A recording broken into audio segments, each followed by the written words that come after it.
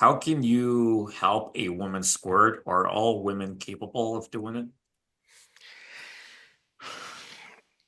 Well, Okay, yeah. if a woman wishes to, Yeah. virtually certainly either of us will be able to help her. If Yeah. she's not so in emotionally and psychologically caught up in not permitting it, if she can get past her egoic resistance, then virtually certainly she can be led to squirt. If she can lubricate her vagina, okay, if her vagina can lubricate itself, she has the mechanism necessary to Yeah. squirt. Okay, the Cowper's fluid, the Skene's glands, these fill up so that a woman can generate lubrication so she can get sex. Biologically necessary thing. A vagina is not penetrable on its own without causing her a lot of pain without lubrication. So it makes its own. In the same way as you don't have to have a source for the saliva in your mouth, your cheeks release this. You have salivatory glands. The Skene's gland is just like a saliva gland, just for vaginal lubricant. Mhm. Okay? And in the same way as you have sets of lips up here and down there, where you have sets of lips, you're going to have glands to make lubricant. Mhm. So any woman who can lubricate, any woman who can enjoy sex, should be able to be persuaded and relieved and released enough to be ejaculatory. But no woman needs to have a female ejaculation. Yeah. It's just once she starts to get comfortable with it, it will open her world tremendously. Yeah. Yeah. That's perfect. Thank you. Well, I got 3 decades of having people I understand just know. fine. Also, for one to that, what are the best positions or techniques for triggering squirting? If a girl doesn't squirt on her own already, you'll probably have a better time if your penis tends to tilt up, if you're in rear entry position, Mm. where she's lying on her belly, on her knees, or standing up at the edge of the bed, so that the place that the corona of your penis, the ridge of your penis, will be going over both her anterior fornix erogenous, which is an area that needs to be stimulated in order to trigger her cervix to maneuver itself into a position so that she can be in baby catching mode, uh, and so that her G spot will become very engorged with Cowper's fluid, with Skene's gland fluid, because that's what needs to be triggered in order for squirting. Now, some girls will simply flood or gush. Some girls will actually have full on ejaculatory releases from the Skene's gland. Much more often, they'll have these ejaculatory releases from their urethra, so they'll think they're peeing. Yeah. So before you take a girl to bed, ask her to empty herself but good, Yeah. so that she's not worried when 5 minutes later what you're doing, which is probably going to be touching an area of her G spot, and her brain is going, I feel like I've got to pee, but I Yeah. know there's no pee in there. Yeah. And then a few minutes later, when she has the monumental ejaculatory release and she floods out a huge quantity of fluid, she won't believe how much liquid came out. She'll know it wasn't pee. She'd already peed everything out of her bladder. And this will make it a lot easier for her to get comfortable with it. Yes, female ejaculation is a thing, B, a desirable thing, C, isn't just a bunch of piss, and D, the guy is fucking thrilled. He's not Yeah. upset. Because women whom I've known over many years who would spray or sprinkle, okay, during sex, because they wouldn't necessarily have the necessary sensation to bring them all the way, but they would Yeah. be having a great time, would be very intimidated. They were worried that men wouldn't be able to handle it, or that the fact that about 60% of most not intended to be ejaculatory fluid will have some urine in it, some urea in it, so it will have a pissy smell. Lots of girls get very upset. They go, I pissed myself. No, You squirted. Yes, there was some piss in there. We'll live with it. Okay? We're fine with it. Okay? You suck my dick. It's what I piss through. You're prepared to deal with this? I'm prepared to deal with this. So it's like having a tattoo that says, I eat ass, right? Well, you don't even have to go that far. When a girl knows you want her to squirt, her brain goes, oh, good, he can deal. It's the same thing as I said to the guys earlier. When you've got a plugged into the bed, baseball bat style, but small little, Tachi magic wand or whatever, the girl goes, oh, this guy wants to ensure I've had a great time.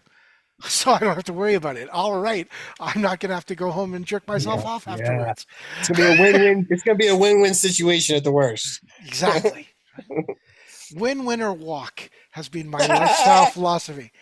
If I feel that it's transactional, I'm not going to hang around. Yeah. I'm going to bring my best game. Hope you are too. Let's see whether or not we're going to make beautiful music together. Is this going to be concert jazz? What the hell are we going to do? Right. Anyway, so regarding squirting, please continue with the questions. The answer to that one is any woman who wishes to can be taught to squirt. Yeah. If she doesn't want to, pretty much nobody is certainly going to be able to make her squirt any more than a man can make her have an orgasm. And to add to that, this and like I said, Johnny's the guru. I mean, Steve, like I've always daydreamed about talking to you guys. One thing I noticed that I studied a little bit too, and OBGYN was able to. This adds value to what he's saying. Is the sphincter muscle. So psychologically, I've noticed that the sphincter muscle will stay. It's like a virgin sphincter, and it won't open up. Right. It won't open up. I've had women on the table where I have them for. I think my record's 2 minutes and 47 seconds continuous squirt at my prime.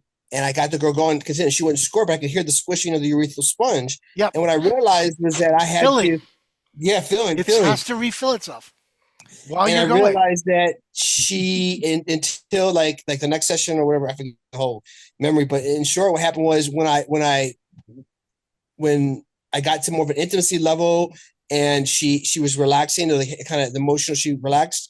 Then she started squirting, stuff like that. And I have been able to, and I ask permission before I do this. I will say, if a girl doesn't want to squirt, I can get past the sphincter aspect of it, but I'll walk her through and explain it to her. But ultimately, just like any sphincter muscle, you can squeeze it, stuff like that. But I have had girls like, I have this block, and I want to do it, but I can't. I just block. So then, like, I can physically, it helps to be, like, see, Johnny might know, seasoned or in shape. You might have to go for a long period of time, which means you have to get a 31-pound sex torso doll and practice on that.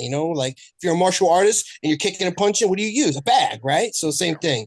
Yeah. Johnny's absolutely right. Like that's okay, guys, everyone, practice stole. Okay, it's not creepy. It's for practice. Yeah. Everyone, go to Amazon.com right now and get yourselves a sex doll. Well, you can work it any way you like. I'll tell you, the last time I had a full-on sex doll, it was a full-on real doll by the manufacturer, because the distributor of that also was a video game publisher that I was good friends with, and I had gotten myself a gig shooting and doing content generation about 20 miles north of Los Angeles Airport. And you'd think a direct line up that freeway, which was possible, would be about 25 minutes. But it was more like 2.5 hours, because even though they had a high occupancy vehicle lane, if I was driving alone, the traffic was so ungodly terrible along the 405 that it would take me 2.5 hours to get there and 2.5 hours to get back. So I borrowed a real doll, put it in the passenger seat of my car, put a big cell phone in its hand, so it looked like it was on the phone in case you drove, and changed my 25 minute, my 2.5 hour drive to a 25-minute drive back and forth because of the girl sitting in the passenger seat of my car. The best application of a sex doll I've ever found. Oh man, you put the convertible top down on that. I was driving a Sebring convertible. I had this big, buxom, beautiful blonde, and the cars. I'd be driving in the high occupancy vehicle lane. It would look like she was on the phone. Cops would glance over, go, obviously a porn starlet, because she had a body that was ridiculous proportions. And they'd have no problem. I'd get to the place, I'd carry her in over my shoulder, fireman's carry. Now I'm going to leave this $5,000 artifact I'd been lent It's like in 110 the car. pound dummy shit. Oh, she was only about 70, but anyway, the point was like, carry her inside. It was hysterical. But yes, it does make sense. If you want to become a good videographer, you make yourself a couple of plates of 10-pound weights and you carry them around so you'll be able to carry a 15-pound video camera for an hour at a time. If you want to be able to get a girl to squirt and you know you're going to have to do this, buy yourself some weights, get yourself a dumbbell, and practice. Muscle requires time. Yeah. Got to build these things. So coming back to the squirting thing, every woman will be a much happier person if she can have profound teargasms, okay, orgasms in which all of the stresses and catharsis, all the guilts and shames, all the bullshit that's stopping her from being at one with her body. Is that part of the chakra, or is that just something different? You can call it, you can use, you can say that it's heart-centric, heart chakra, or you can, I don't go in for most mysticism. Okay, I appreciate Ayurvedic medicine. I appreciate shiatsu and do-in as parts of reflexology. I've studied all of these things because I like to see, but a lot of the time there's a whole bunch of structure built onto them that doesn't need to be there. Okay. You can call it chakra, fine. You can say that the reason this plate, if I let go of this plate, it's going to hit the ground and shatter. And I say, tell me without using religious terms why that's going to happen. And I let go of the plate, it falls to the ground, it breaks. He said it was gravity. I say, okay, well, tell me, what is gravity if it's not a religious term? In other words, if it's not just saying it's God's will, it's the way things are. Because gravity is just a description of the effect.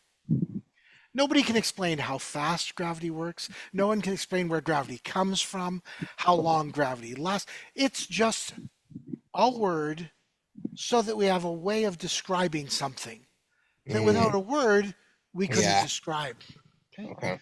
So I am good with engineering. I'm very good with understanding that an airplane that weighs a huge amount can fly in the air, apparently unsupported. I'm good with that.